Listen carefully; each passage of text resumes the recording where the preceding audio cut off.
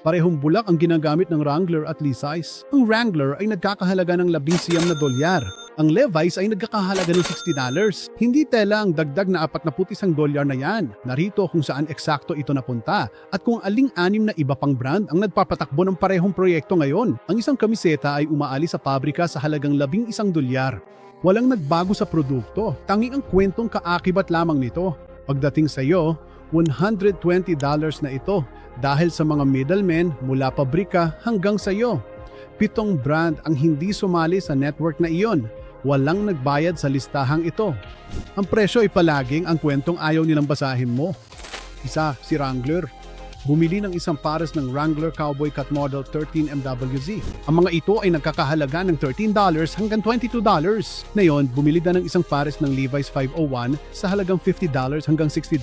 Upkapin mo muna ang denim bago mo tingnan ang mga tag. Ang pagkakaiba ng timbang na yan ay hindi mo imahinasyon. Inilimbag ito ni Wrangler sa tag, 14.75 onsa ng matibay na sirang twill cotton. Ang Levi's 501 ay may bigat na humigit kumulang 12.5 onsa. Humigit kumulang 18% pang tela ang hawak mo sa mas murang maong sa 40% ng presyo.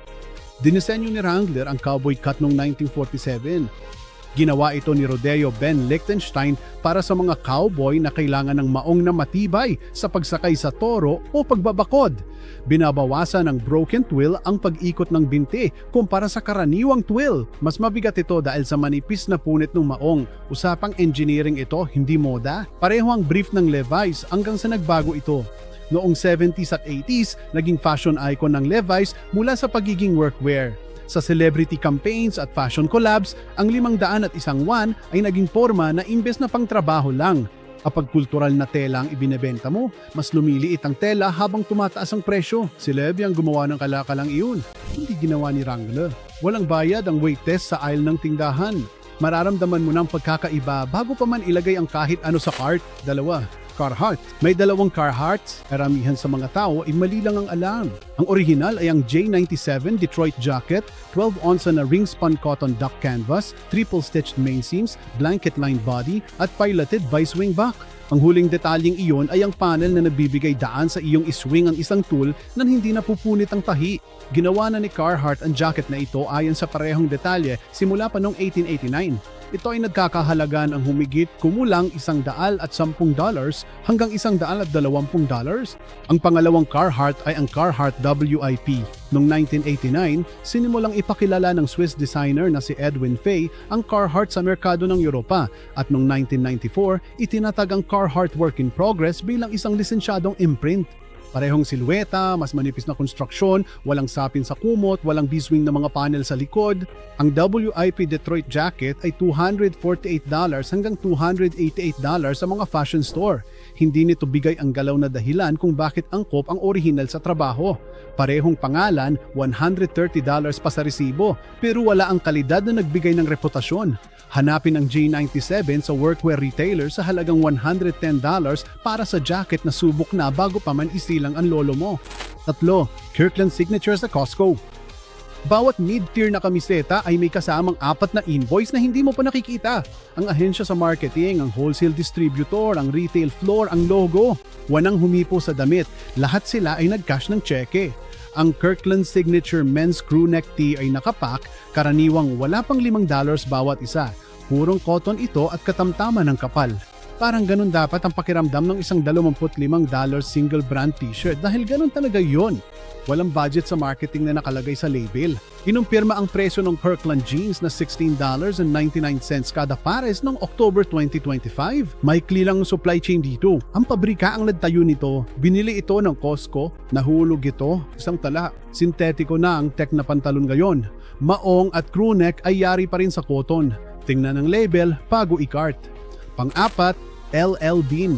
Ang 1.7 bilyong kita noong 2024 ay pagmamay-ari pa rin ng pamilyang nagtatag. Nung nagkaroon ng magandang taon ng LLB noong 2024, hindi napunta ang pera sa mga panlabas na shareholder. Sa halip, 5,500 empleyado ang nakatanggap ng 6.5% na bonus, kalahati ay cash, kalahati ay sa mga retirement account.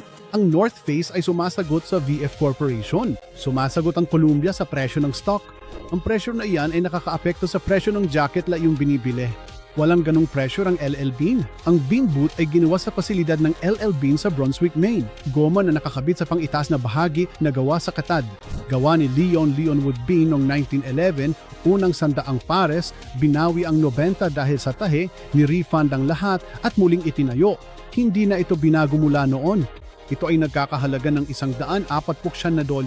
Idinokumento ng isang tagasuri ng Stridewise ang isang pares na binili noong 1992 na aktibo pa rin ginagamit noong Marso 2026.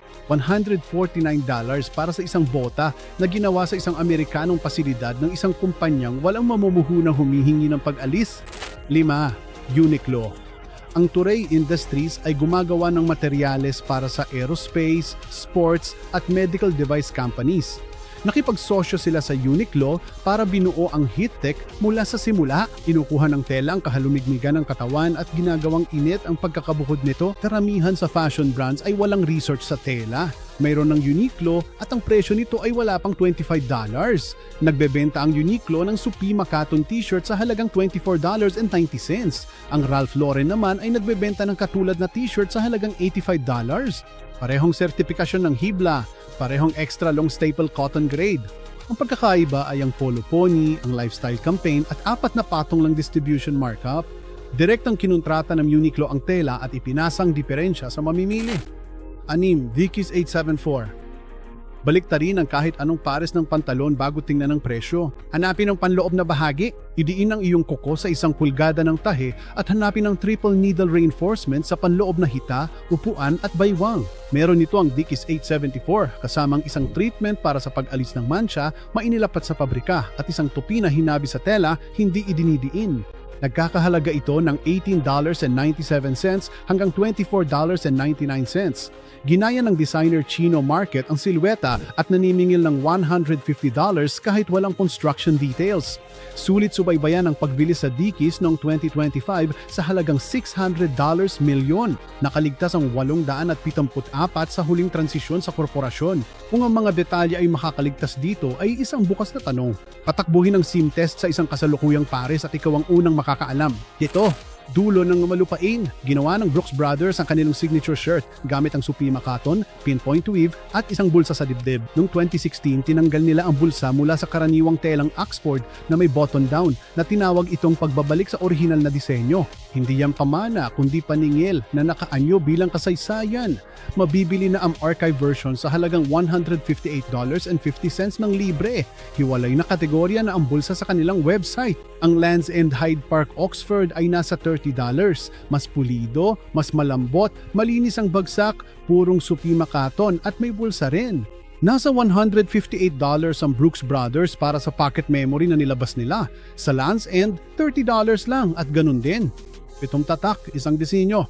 Tinanggal nila ang middleman at ibinalik ang tipid sa produkto. Pinokos ng Wrangler ang inhinyeriya habang pinili ng Levi's ang mga celebrity campaign. Gumawa ang Carhartt noong 1889 ng jacket na mas sulit sa $288 na bersyon nito.